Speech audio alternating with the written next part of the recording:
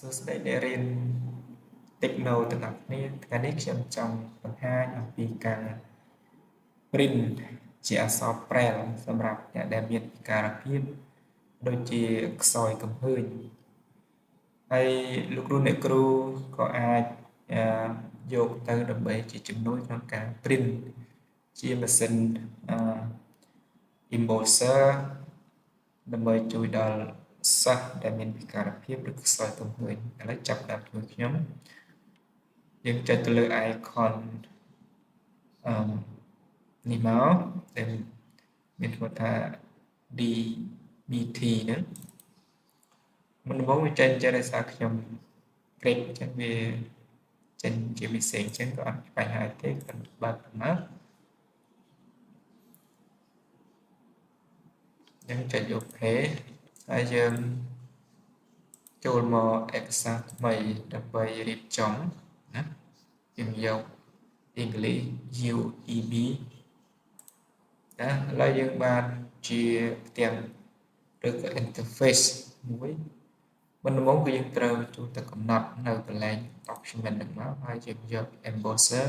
set up អញ្ចឹងយើងមានប្រភេទជាច្រើនតែខ្ញុំយក letter 8.5 ក្រាស់បញ្ឈរហើយអានេះគឺ margin 1 binding margin យើងយកត្រាំតែ2ប៉ុណ្ណឹងហើយចុច OK ហ្នឹងបន្តមកទៀតយើងចូលទៅមើល page យើងយកពី1ទៅយើងមើលនេះខាងស្ដាំទំព័រនៅខាងស្ដាំហើយមួយទៀតយើងចូលទៅកំណត់ទាក់ទងជាមួយនឹង code translate table យើងទៅរកពាក្យដែលមានឈ្មោះថា English Unit Fill ហ្នឹងទៅលើវាមកហើយទៅមកទៀតយើងចូលកន្លែងទៀតដដែលយើង page នេះយើងបានកំណត់ហើយឥឡូវយើងចូលទៅដល់ layout ហ្នឹងគឺយើងរក translate code ដែលយើងអាចយក data មកប្រភេទម៉ាស៊ីនខ្ញុំយក1ទៅមកទៀតដូចជាការកំណត់របស់យើងគឺរួចរាល់ហើយមុននឹងយើងprint យើងត្រូវកំណត់យើងចូលទៅបើកឯកសារមកខ្ញុំបើកឯកសារហ្នឹងខ្ញុំ print សាកល្បង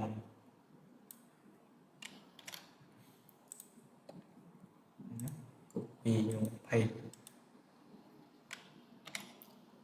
ហើយខ្ញុំ paste តប៉ុណ្ណឹងទៅមកទៀតយើងចុចcontrol អក្សរ T ដើម្បី translate អញ្ចឹងគឺយើងបានទៅជា Braille យើងបាន translate ហ្នឹងត្រឹមត្រូវហើយ how to speak English better យើងមាន1 2 3អញ្ចឹងយើងមាន3តួអក្សរនេះតប clear 1 2ខ្ញុំមាន2បន្ទុកហើយយើងបាន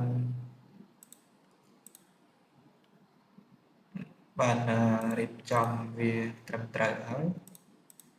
រៀបចំមាន page មួយហ្នឹងអញ្ចឹងគឺយើងអាចបន្ទាប់ពីយើងរៀបចំរួចហើយយើងអាច print បានព្រមមាន page មានពណ៌អីហ្នឹងពេលណាដែលវាផុតត្រឹមការកំណត់របស់យើងគឺវាធ្លាក់ចុះក្រោមដល់តូនអញ្ចឹងណាហើយតទៅទៀតគឺយើង print ធម្មតា embosser emboss control អ E ទៅយើង print បានណា សូមអរគុណច្រើនជួបគ្នាពេលក្រោយ